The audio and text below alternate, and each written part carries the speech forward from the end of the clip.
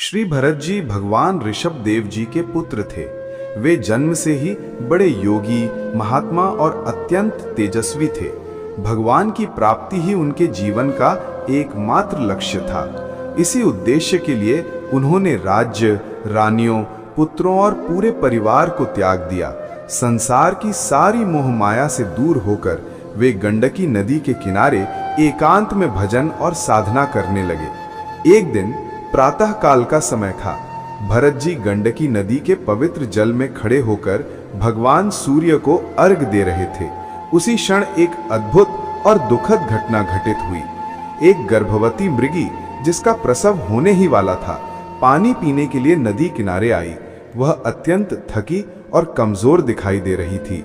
तभी अचानक उसके पीछे जंगल की झाड़ियों से सिंह ने भयंकर दहाड़ लगाई। सिंह की धाड़ सुनकर वह भयभीत हो उठी और अपनी जान बचाने के लिए घबराहट में नदी में छलांग लगा दी। जैसे ही उसने छलांग लगाई, प्रसव वेदना के कारण उसका बच्चा उसी समय योनि से बाहर आकर तेज धारा में गिर गया। मृगी स्वयं नदी के प्रवाह से टकराकर थोड़ी ही देर में मर गई और छोटा सा नवजात नदी की धारा में बहता जा रहा था। यह देखकर भरत जी दया भाव से व्याकुल हो उठे।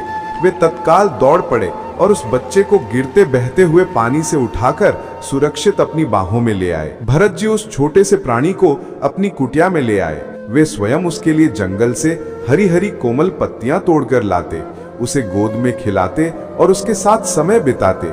जो ममता पहले उनके अपने पुत्रों में थी, वही पूर्ण रूप से अब उस हिरण में प्रवाहित हो गई। यह माया का अत्यंत विचित्र खेल था। उस शावक के प्रति उनका लगाव इतना प्रबल हो गया कि उनका भगवान का भजन और साधना धीरे धीरे छूटने लगे। मन हिरण में रम गया और ध्यान परमात्मा से हट गया। समय बीतता गया और एक दिन भरत जी के जीवन का अंतिम क्षण आया। मृत्यु के समय जो स्मरण होता है, वही अगले जन्म का कारण बनता है।